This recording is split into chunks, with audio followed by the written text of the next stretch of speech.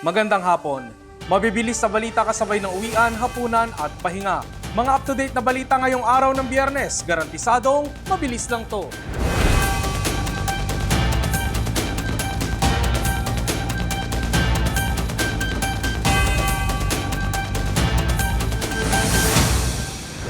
Sa kabila ng mga ulat ng posibleng rollback sa presyo ng langis dahil sa 2 linggong tigil putukan sa pagitan ng United States at Iran, nilinaw ng Department of Energy na hindi patiyak ang pagbaba ng presyo nito sa susunod na linggo. Mabilis na balitang hatid ni Michelle Guilliang. Inaasahan na ngayon ang pagluwag sa supply ng langis sa buong mundo matapos magkasundo ang Estados Unidos at Iran ng 2 linggong tigil putukan. Nauna nang sinabi ni Pangulong Bongbong Marcos na sasamantalahin ng pamahalaan ang 2 linggong palugit para matiyak ang supply ng langis sa bansa. We have the 2 weeks. We will take as much advantage of it as we possibly can by assuring the supply of petroleum products in the Philippines and hopefully being able to do something about the pricing kasi luluwag na ang market. Kung titingnan ang presyo ng langis sa world market, bahagya na itong bumababa matapos ang sunod-sunod na pagsipa ng presyo nito. Batay sa 4 na araw ng trading, inaasahan na bababa ng higit 10 piso ang kada litro ng diesel, higit 3 piso sa gasolina, at higit 5 piso sa kerosene.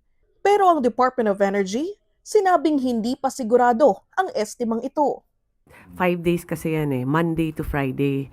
Friday pa lang tayo ngayon. May isang araw pa tayo na market closing na hinihintay. 8:30 pa mamayang gabi matatapos. So, hopefully kung yung trend lang based on the 4 days, may rollback siya. I don't want to be speculative. Baka kasi iba yung presyo na lumabas sa computation. But we're hoping po for and praying for a rollback. Ayon pa sa kalihim, may inaasahang delivery ng 165 million liters ng langis ngayong buwan.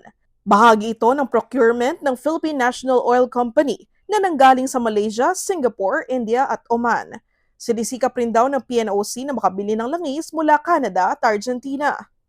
Kaya pagtitiyak ni Secretary Garin, malabong magkaroon ng shortage ng langis dahil may hanggang 50 araw na stock ang mga oil companies. Kaya po napakaganda po ng numero natin on our stocks, which is 50 days. Usually niyan 30 days lang. Ang 50 days po, hindi po ibig sabihin na mauubos na yun by 50 days, na wala na tayong langis sa bansa. Hindi po gumagala yung 50 kasi po, nagkukonsumo, bumibili yung tao, nagdadrive po tayo, at ginagamit, pero may dumarating po ng mga bagong stocks, replenishment. Natanong rin ng kalihim kung posible ang magpatupad ng rationing o paglilimita sa dami ng mabibiling gasolina. Samantala, sa panawagan naman na tanggalin ng value-added tax sa langis, sinabi ni Secretary Garin na Kongreso lamang ang makakapagtanggal nito. Tinatayang nasa 170 billion pesos kada taon naman ang mawawalang kita ng gobyerno kung aalasin ang VAT sa mga produktong petrolyo. The VAT is imposed under the Revenue Code, which was under Congress. It's a legislation. So, ito po yung nautos po ng Kongreso na i-collect na VAT. So, this was imposition by legislation, and it's an imposition that can only be removed through legislation also. Michelle Guilliang para sa All TV News, Channel 2. Inanunsyo ng Department of Transportation na sisimulan na sa April 15 ang rollout ng pinalawak na Service Contracting Program upang ibsan ang epekto ng patuloy na pagtaas ng presyo ng langis sa mga commuter, driver at operator ng mga pampublikong sasakyan. Narito ang report. Isang service contracting program sa nakikitang paraan ng pamahalaan para matulungan ang mga tsuper sa nakakalulang presyo ng produktong petrolyo. May pondong nasa 1 bilyong piso. Ayon sa Department of Transportation, magkakaroon ng 20% discount ang mga commuter na mamamasahe sa mga pampublikong sasakyan na nasa ilalim ng Service Contracting Program. Bukod pa yan sa umiiral na diskwento para sa mga estudyante, senior citizen at persons with disabilities na maaaring umabot sa kabuang 40% discount. Ang mga tradisyonal at modern jeepney, PUV, city buses at EDSA busway na lalahok sa programang ito ay babayaran batay sa itinakbong distansya. Mga consolidated transport service entities mula sa mga kooperatiba. Pagdating sa ating service contracting program para sa ating mga driver operators, ang kanilang kabayaran Yung sinasabi natin financial support is from 30 pesos to 100 pesos per kilometer. But, kailangan, kasi meron tayong limitation na 100 kilometers per day. So, yun po ang limitation natin. No? So, you can basically fly the entire day. Nagbabiyahe po kayo, tatagpo kayo, basta ang limitasyon po natin, 100 kilometers per day sa pampublikong sasakyan. Target din ng pamahalaan na maibigay ang bayad sa loob ng 3 hanggang 5 araw. Tinatayang aabot sa 50 million passengers ang makikinabang dito kada araw. Saklaw ng programa ang nasa 823 routes sa buong bansa, kabilang ang 454 na ruta sa Metro Manila at karatig lugar. Bibigyan prioridad din ang tinatawag na feeder routes na magdadala ng mga pasahero papunta sa mga railway system tulad ng LRT at MRT. Ipatutupad ang paggamit ng GPS sa mga sasakyan upang mapabilis ang pagbabayad sa ilalim ng programa at maiwasan ang katiwalian. Gayunman, papayagan pa rin ang mga tradisyonal na jeepney na walang GPS sa pamamagitan ng manual monitoring system habang inaayos ang implementasyon.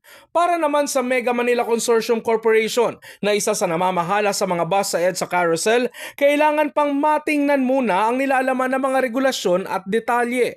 Ngayon yung meeting ng tungkol dyan sa service contracting kasi effective yan April 15. Ang DOTR at LTFRB is the one preparing all the guidelines and policies pertaining to that scheme. Of course, this is one step of the government na makatulong sa mga mananakay at saka sa operator. Depende yan kasi mag-a-assess ka tama ba yung ibinibigay sa amin. Ito ba ay talagang makakatulong na sa operator at the same time sa mga commuters, di ba?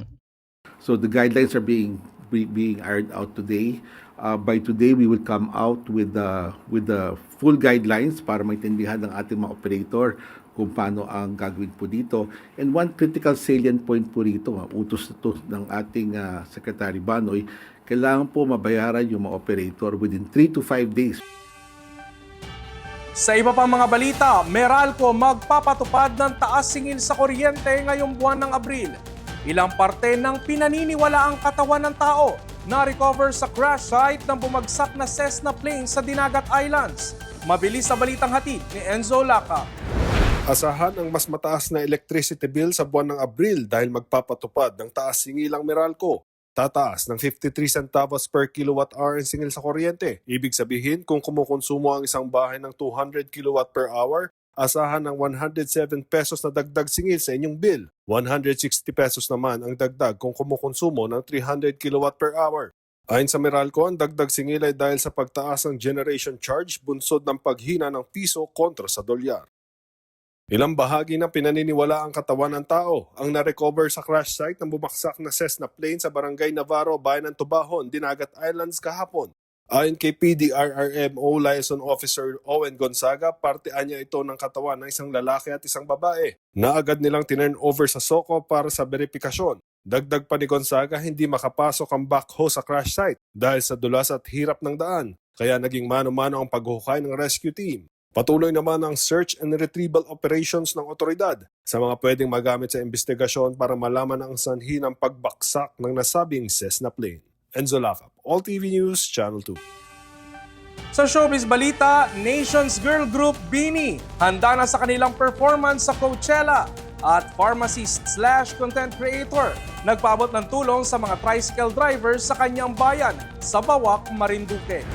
Nakahanda na ang Nations Girl Group BINI para sa kanilang performance sa 2026 Coachella Valley Music and Arts Festival. Itatampok ang BINI bilang kauna-unahang Pinoy group na magtatanghal sa nasabing international festival. Ayon kay BINI Colette, isang malaking responsibilidad ang pagrerepresenta sa Pilipinas at pagbubukas ng pintuan para sa Filipino music. Mapapanood live ang kanilang performance sa YouTube, April 11, 17 ng gabi, Philippine Time. Umani ng papuri ang pharmacist content creator na si Archie Larga matapos niyang bigyang tulong ang mga tricycle drivers mula sa kanyang probinsya sa Bawak, Marinduque. Nagbigay si Larga ng 500 pesos fuel support sa mahigit 1,000 miyembro ng Tricycle Operators and Drivers Association sa Bawak. Binigyan linaw ng content creator na wala siyang balak tumakbo sa politika at nais lamang niyang makatulong sa mga nangangailangan at makapag-inspire rin sa mga tao na tumulong din sa iba. At yan ang mga balitang nakalap ng All TV News ngayong hapon. Para sa iba pang balitang mabilis, bisitahin ang aming website, alltv.ph/news. I-like at i-follow din ang aming social media accounts. Mapapanood nyo na rin po kami sa Planet Cable Channel 3. Ako si Ralph Lopez. Magandang hapon at happy weekend!